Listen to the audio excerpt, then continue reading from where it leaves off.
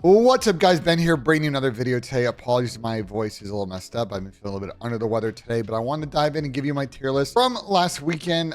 Again, a lot of changes in the bottom 8. Let's try and make sense of it and see how things shake up this week, heading to the second last week of the Major 3 qualifiers. All right, if you are new here, we don't do the letter thing. We do it this way to try and make some kind of sense of whatever is going on with the CDL this year. First off, we have the top tier finals bound. These right now are your top 2 teams. No spoiler there who those 2 are. Sunday regulars starting to get a little bit murky, but basically 2 teams or 3 teams I think that are going to regularly make it to top 4 on the weekend. Making progress is teams I think are solidly or should be top 6 right now. Work to do are going to be kind of your fringe last couple of teams in for champs, and then missing pieces are everybody else who isn't going to qualify for champs and have some serious roster or major issues. All right, so let's start top down. We're basically at the point in the season where it's a little murky again amongst the bottom 8, who's good and who's not, because people keep beating each other, people keep coming up short, and it's kind of a little bit weird. So I'm gonna try and make a little bit of sense of it. But the top of the standings, to me, it's clear that FAZE and Optic are 1 and 2. FAZE,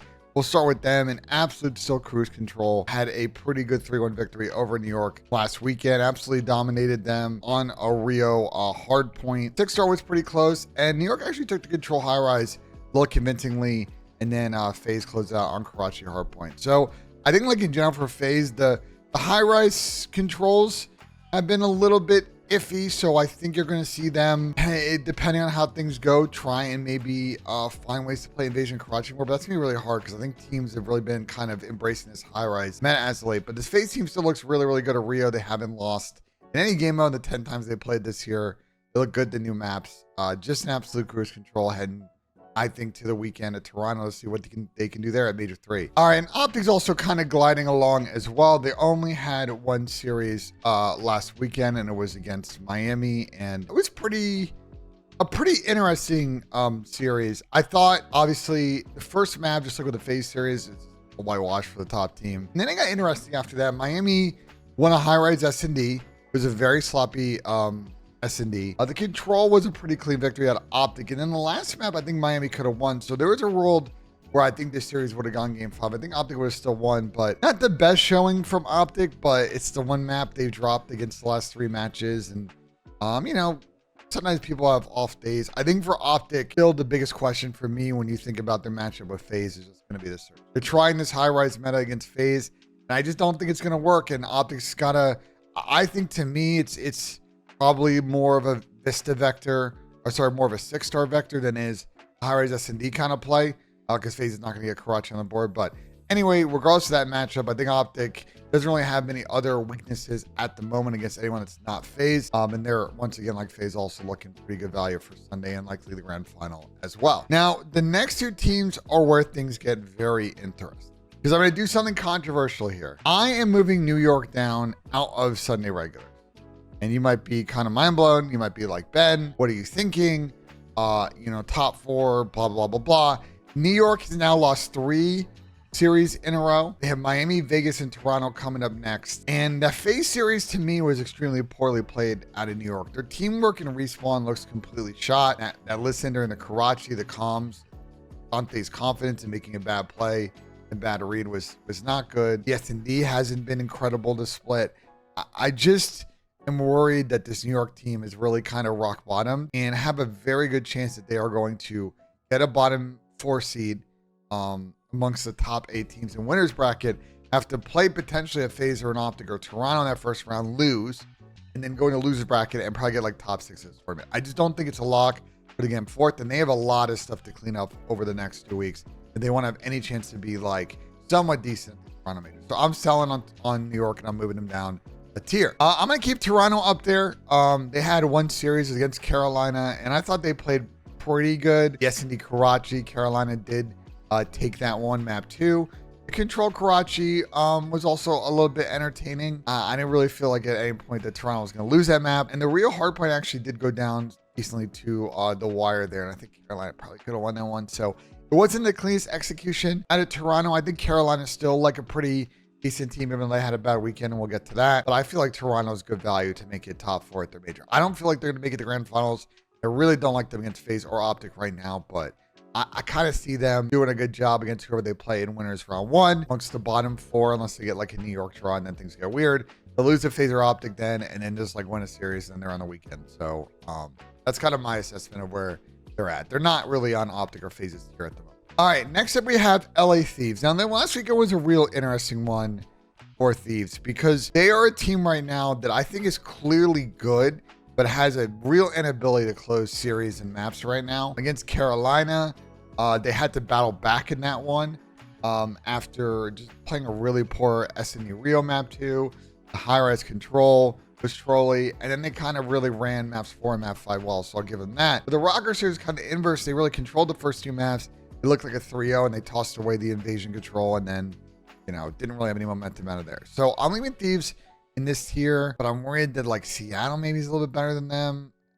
I don't know. Thieves should be a top 6 team right now if they can close, but I have no confidence in them to close. So this one's a weird one for me. I don't want to move them down a tier, but I'm not super confident. Thieves like can win and also lose to everybody right now, which is not a particularly great spot to be. So we talked about Carolina's loss to Thieves, and then they also played Toronto, and we talked about that as well. You know, Clay wasn't in Carolina this weekend, but I feel like this still highlights a big problem in this Carolina team. AR is the weakest AR duo in the league. Yes, the team has shown that they can play decent at LAN, but online is still a bit of a mixed bag for them. And remaining, they have FaZe and Rocker coming up, and they need to win one of those. And I hope they can beat Minnesota, but it's not a guarantee. They're not being FaZe, I'll tell you that. I'm gonna move Carolina down a tier for right now. They're gonna ping pong a bunch here, but I just think there's a chance they don't make winners bracket, and they may still get like top 6 just by virtue of a good LAN performance. But I don't know, man. I thought I was feeling good, and now I'm out again. I just don't know what to think about this team. We're gonna do Vegas next. I'm moving down the missing pieces. I don't know what happened to this team post ASIM roster change, but they are horrible. They look like somehow they have lost all semblance of teamwork, which I don't really know how that happened. The one player change, but the S&D high rise was decently close. Every other map was not. They just look completely lost on the map, and I don't quite understand how that's happened with the one person change. I don't know, maybe ASIM purging with communication, and ASIM's kind of a pure route taker, kind of messed up their timing and kind of exposed their ARs of being much slower players than people may realize. I don't know, but Gio and Dylan got to figure out a way to step it up. I think Gio actually has played really poorly. ASIM's also played really poorly too. Just troubles for Vegas right now. They have 1 win out of 4. They have FaZe, New York, and Boston coming up. So losers bracket, I think it's going to be here. Seattle, though, I actually am feeling really good about the Seattle Surge going to this event, and I'm actually going to move them up a tier here, I think, because I feel like they're a team that I feel pretty good. If they get the right draw in winners bracket, they might be able to maybe cause an upset. You know what I'm saying? Like if New York get 4th and they get 5th, those 2 teams match up. I feel like I might take Seattle right now, so they just beat New York online. So I feel like pretty high that Seattle's got that top 6 potential in them. They're playing really good in respawn. You know what I mean? We talked about as a search team, their strengths, and we talked about how poor their respawn was, especially last stage. They've been won 3 out of like, I think 20 they played. This stage, they've been pretty good at hardpoint, especially on the new modes. They've been decent in control, and the S&D has at times been a little bit up and down, but they're still converting searches when they need to. And you know, we just talked about that Vegas series. I thought that was clean out of Seattle last weekend. So there's some interesting tests coming up for Seattle. Miami's a team they should beat. Thieves is going to be an interesting matchup as well. And then they're going to play FaZe. So I see Seattle getting to 4 wins here, to be honest. And I'm jumping on the Seattle train for now. Let's see what they can do on LAN. This could be one of those teams. They go to LAN and maybe they kind of get a little, you know, and they somehow get top 8. But online right now, they feel like a top 6 team, and I'm going to put them in it. All right. And then the other bottom 4 teams, I don't know where to start here. The Minnesota Rocker, we could kind of start there. I don't know what to think about this Minnesota Rocker team. They got smoked by LAG. I was like, all right, well, that's just, I don't know what's going on here. And then they beat Thieves. So I don't know what to think. I don't think they're very good. I think they may have caught Thieves just kind of tossing one away.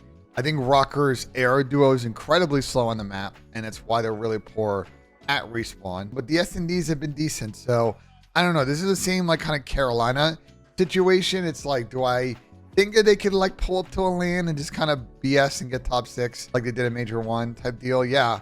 But right now, I don't know, man. They're sitting on 2 wins. They have Toronto, L, and then Carolina coming up as their last 2. So they're going to have to beat Carolina make winners bracket. We'll see. That one's gonna be an interesting one last week. All right, we got the Miami Heretics. We talked about the series they played this weekend, and it was not good. Miami is a non-factor for me right now, and it's not worth wasting too much brain power about this team. They are just momentum based. They are horrible at control. They've not won this whole stage. The hard points been a little bit up and down. The S&D's actually been decent this stage, but you're not going to win anything if you can't win controls. And so until they do that, they're not a factor in my eyes. I think they're a losers bracket team. And they got New York, Seattle, LAG. Hey, they beat LAG. Beat Seattle and LAG. They might make winners bracket 3 wins. We'll see. But I don't know. This New York series coming up this week is a big one for their season. Both teams' season, to be honest, because New York's on a slide. And Miami, when they win this one, they take a lot of pressure off of themselves to win the last 2 matchups. So we'll see. And I know I just said Miami's an afterthought, but now thinking about it, it's like this match actually is like a huge one for both teams. Now, this team's actually an afterthought. The Boston Breach are in dead last in the standings and playing dead last Call of Duty. And talk about a completely and utterly mismanaged franchise and situation. They wanted to embrace chaos, and they can't even win amongst the chaos versus LAG, who I don't think are very good. Boston took 2 hard points in that series, right, on 6-star in Rio, and I thought they played those well. They lost a game 5 search around in second map.